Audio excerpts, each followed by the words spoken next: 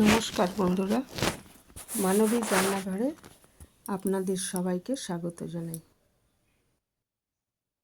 আমি আজকে একটা খিচুড়ির রেসিপি নিয়ে চলে এসেছি। ডাবের জলে খিচুড়ি। এটা দুর্গাপূজার সময় অথবা লক্ষ্মী পূজার দিনে করে নিতে পারেন। ভোগের খিচুড়ি হিসাবে এটা বানাতে পারেন, খুব ভালো হয় খেতে। আর আমাদের বাড়িতে কিন্তু অষ্টমীর দিন খিচুড়ি ভোগই দেওয়া হতো, আর লক্ষ্মী পূজাতে তো অবশ্যই দেওয়া হতো। তো যাই হোক, দেখে নিই কীভাবে করেছি। এখানে আমি ডাব নিয়েছি। ডাবের জলে পুরো রান্নাটা করতে পারেন, অথবা কিছুটা ডাবের জল আর কিছুটা এমনি জলেও করতে পারেন। পুরোটা ডাবের জলে করতে পারলে স্বাভাবিক স্বাদটা বেশি ভালো হবে। তো যাই হোক, এখানে আমি মুগ ডাল একটু ড্রাই রোস্ট করে নিচ্ছি। 2 কাপের সামান্য কম মুগ ডাল নিয়েছি।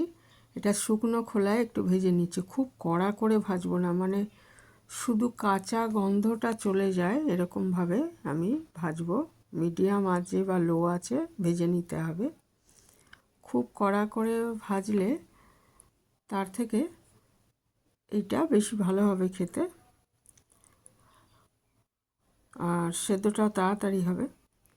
তো কাঁচা গন্ধটা যেন না থাকে, তাহলে ভালো লাগবে না। কাঁচা গন্ধটা চলে যাওয়ার পর ওটাকে আমি নামিয়ে নিয়েছি। আর একটা শুকনো ড্রাই রোস্ট করে নিয়েছি মশলা, এলাচ, দারচিনি আর লবঙ্গ। ওই ভাজা ডালটার সঙ্গে আমি প্রায় সম পরিমাণ আমি গোবিন্দভোগ চাল দিয়ে এটা ভালো করে ধুয়ে নিচ্ছি। নিয়ে একটু সামান্য সময় 5-7 মিনিট একটু ভিজিয়ে রেখে দেবো, বা 10 মিনিট ভিজিয়ে রেখে দেবো। তারপর ছেঁকে নেব ওটা আর কি, জলটা। আর এদিকে একটা কড়াইতে আমি একটু সাদা তেল নিয়েছি, আর সঙ্গে একটু 1 চামচ ঘি দিয়ে দিলাম।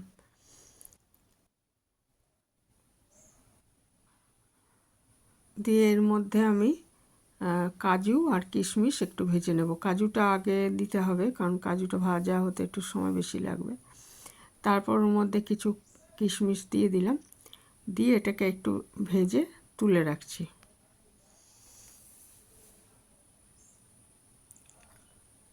কাজু কিশমিশ ভাজা হয়ে গেছে। এবার কিছু নারকেল কুচি আমি ভেজে নিচ্ছি। ভাজা নারকেলটা দিলে খুব সুন্দর একটা গন্ধ হবে। তারপরে ওই তেল আর ঘি মেশানো, তেল আর ঘি দুটোই রয়েছে ওর মধ্যে। ওইটার মধ্যেই আমি 2টো শুকনো লঙ্কা, 2টো তেজপাতা আমি ফোড়ন হিসাবে দিয়ে দিলাম একটু জিরে, সাদা জিরে 1/2 চামচ মতো। এটা ভাজা হয়ে গেলে এর মধ্যে আমি একটু আদা বাটা দিলাম 1/2 চামচ মতো।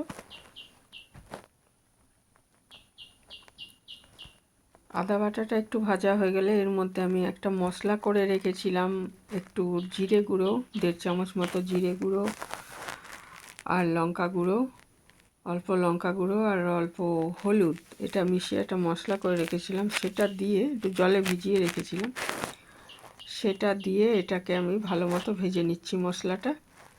আদা, জিরে, শুকনো লঙ্কা এটা রয়েছে আর কি। জিরে গুঁড়ো, আদা আর শুকনো লঙ্কা, একটু ধনে গুঁড়ো ইচ্ছে করলে দিতে পারেন। দিয়ে দিলাম পরিমাণ মতো নুন। যে পরিমাণ আমি করছি খিচুড়িটা, সেই বুঝে নুনটা দিতে হবে। এখানে আমি প্রায় 1 চামচ নুন দিয়েছি। দিয়ে দিতে হবে খুব সামান্য একটু মিষ্টি, চিনি, স্বাদটা ওঠার জন্য। আর একটু নারকেল কোড়া দিয়ে দিচ্ছি। একটু কুচানো নারকেল দিয়েছি, আর একটু নারকেল কোড়া দিয়ে দিচ্ছি 2 চামচ মতো। নারকেল কোড়া দিলে স্বাভাবিকভাবেই স্বাদটা ভালো হবে। এই যে ধুয়ে রাখা চাল আর ডাল, ভাজা ডালটা আমি এর মধ্যে দিয়ে দিলাম। দিয়ে মশলার সাথে কষিয়ে নেব ভালো করে।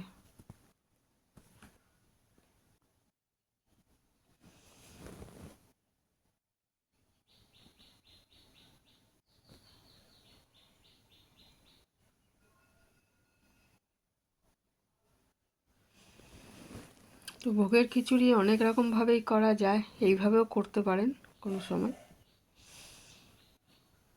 এটা ভালো মতো কষানো হয়ে গেছে। এবার দেখুন আমি ডাবের জল এর মধ্যে দিয়ে দিচ্ছি।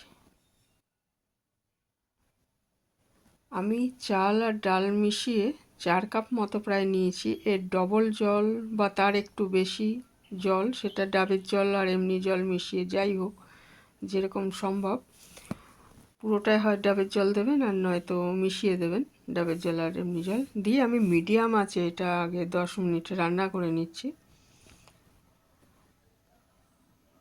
10 মিনিট পর এটা খুলে নিলাম। চাল ডাল অনেকটাই সেদ্ধ হয়ে এসছে, তবে এর মধ্যে আর একটু জল দিতে হবে।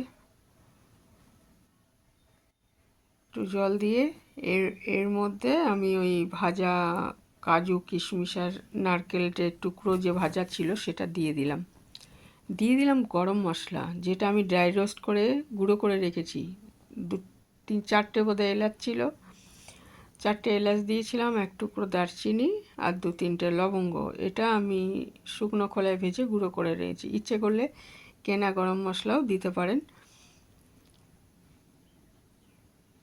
এবারে আমি যেটুকু জল লাগবে দিয়ে আমি আবার ঢেকে মিনিট 7 আবার রান্না করে নেব। ঢিমে আঁচেই রান্নাটা করব, নাহলে পুড়ে যাবে।